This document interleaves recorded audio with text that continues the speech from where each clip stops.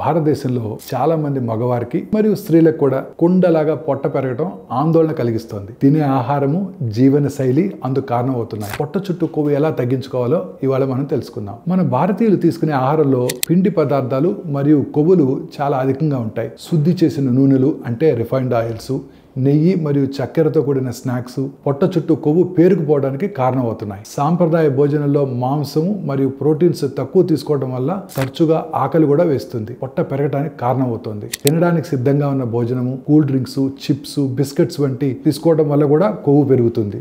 Desk ఉద్యోగాలు, తక్కువ వ్యాయామం, ఎక్కువ స్క్రీన్ టైంతో ఎటువంటి కదలికలు లేకపోతే బరువు పెరగడానికి దోహదం చేస్తుంది.